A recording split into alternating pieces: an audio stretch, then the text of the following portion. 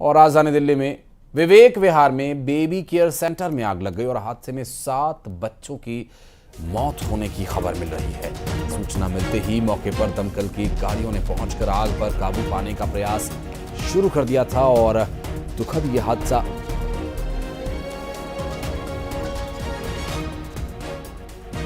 आपको बता दें कि इस हादसे में 7 मासूम बच्चों की मौत हो गई।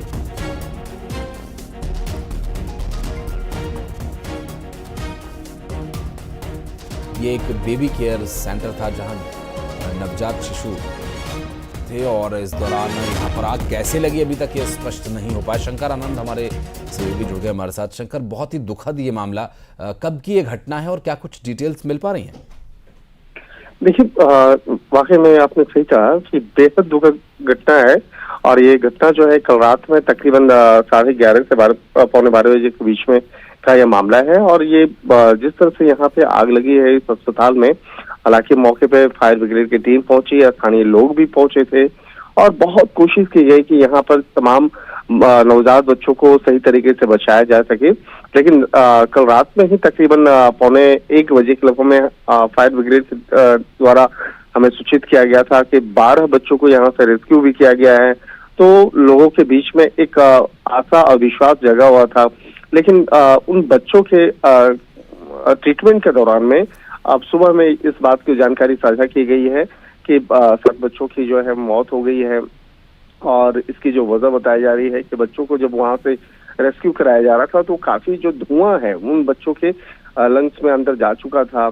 और उसका जब ट्रीटमेंट किया गया, ट्रीटमेंट के दौरान में उन बच्चों की मौत की खबर बताई जा रही है। निश्चित तौर पे बेहद दुखदायी खबर है। और जिस तरह से आग लगने की वजह की अगर बात करें तो अभी इस गर्मी के मौसम में अक्सर कई ऐसे बिल्डिंग्स में जो शॉर्ट सर्किट की जो शिकायत है वो होती है और शॉर्ट सर्किट की वजह से आग लगने का मामला सामने आता है। लेकिन कल रात में जिस तरह से ये अस्पताल की अगर बात करें तो इस अस्पताल में जिस वक्त में आग लगी थी वहां पे हालांकि बहुत सारे स्थानीय लोग जरूर वहां पे कोशिश कर रहे थे कि उन अस्पताल के अंदर में प्रवेश करके उन बच्चों को सही तरीके से बचाया जा सके।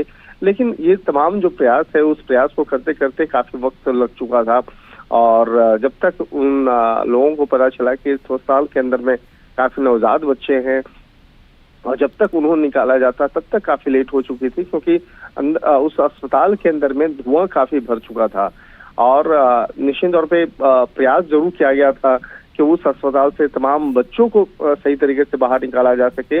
और फायर ब्रिगेड की टीम, स्थानीय पुलिस की टीम और इसके साथ साथ जो आसपास रहने वाले जो विवेक विहार में स्थित इस अस्पताल के आसपास के जो लोग हैं उन्होंने भी जरूर इस मामले में प्रयास किया कि अस्पताल के अंदर प्रवेश करके। और इस तरह की दुर्घटनाओं में बाद में जांच में ये बात सामने आती है कि जहां आग लगी वहां पर फायर एक्सटिंग्यूशन के लिए पर्याप्त इंतजामात नहीं होते हैं।